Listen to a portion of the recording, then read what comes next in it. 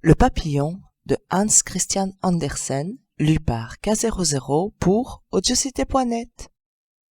Le papillon veut se marier, et comme vous le pensez bien, il prétend choisir une fleur jolie entre toutes les fleurs. Elles sont en grand nombre, et le choix dans une telle quantité est embarrassant. Le papillon vole tout droit vers les pâquerettes. C'est une petite fleur que tous les Français nomment aussi Marguerite. Lorsque les amoureux arrachent ses feuilles, à chaque feuille arrachée, ils demandent « M'aime-t-il ou m'aime-t-elle un peu, beaucoup, passionnément, pas du tout ?» La réponse de la dernière feuille est la bonne. Le papillon l'interroge. « Chère Madame Marguerite, dit-il, vous êtes la plus avisée de toutes les fleurs. Dites-moi, je vous prie, si je dois épouser celle-ci ou celle-là. » La Marguerite ne daigna pas lui répondre. Elle était mécontente de ce qu'il l'avait appelée dame, alors qu'elle était encore demoiselle, ce qui n'est pas du tout la même chose. Il renouvela 2 fois sa question, et, lorsqu'il vit qu'elle gardait le silence, il partit pour aller faire sa cour ailleurs. On était au premier jour du printemps. Les crocus et les perce-neige fleurissaient alentour. « Jolies, charmantes fleurettes !» dit le papillon. « Mais elles ont encore un peu la tournure des pensionnaires. » Comme les très jeunes gens, il regardait de préférence les personnes plus âgées que lui. Il s'envola vers les anémones, il les trouva un peu amères à son goût. Les violettes lui parurent trop sentimentales. La fleur de tilleul était trop petite, et de plus, elle avait une trop nombreuse parenté. La fleur de pommier rivalisait avec la rose, mais elle s'ouvrait aujourd'hui pour périr demain, et tombait au premier souffle du vent. Un mariage avec un être si délicat durerait trop peu de temps. La fleur des pois lui plut entre toutes. Elle est blanche et rouge, fraîche et gracieuse. Elle a beaucoup de distinction et en même temps, elle est bonne ménagère et ne dédaigne pas les soins domestiques. Il allait lui adresser sa demande lorsqu'il aperçut près d'elle une cosse à l'extrémité de laquelle pendait une fleur desséchée. « Qu'est-ce que cela ?» fit-il. « C'est ma sœur, » répondit la fleur des pois. « Vraiment? Et vous serez un jour comme cela ?» s'écria le papillon qui s'enfuit. Le chèvrefeuille penchait ses branches en dehors d'une haie.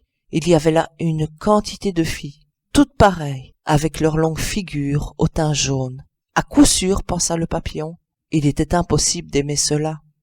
Le printemps passa, et l'été après le printemps, on était à l'automne, et le papillon n'avait pu se décider encore. Les fleurs étalaient maintenant leurs robes les plus éclatantes, en vain, car elles n'avaient plus le parfum de la jeunesse. C'est surtout à ce frais parfum que sont sensibles les cœurs qui sont les plus jeunes, et il y en avait fort peu, il faut l'avouer, dans les dahlias et dans les chrysanthèmes. Aussi, le papillon se tourna-t-il en dernier recours vers la menthe. Cette plante ne fleurit pas, mais on peut dire qu'elle est fleur tout entière, tant elle est parfumée de la tête aux pieds. Chacune de ses feuilles vaut une fleur, pour la senteur qu'elle répand dans l'air. C'est ce qu'il me faut, se dit le papillon. Je l'épouse. Et il fit sa déclaration. L'amande demeura silencieuse et guindée en l'écoutant. À la fin, elle dit « Je vous offre mon amitié, s'il vous plaît, mais rien de plus. Je suis vieille et vous n'êtes plus jeune. Nous pouvons fort bien vivre l'un pour l'autre, mais quant à nous marier, sachons à notre âge éviter le ridicule. » C'est ainsi qu'il arriva que le papillon n'épousa personne. Il avait été trop long à faire son choix, et c'était une mauvaise méthode. Il devint donc ce que nous appelons un vieux garçon.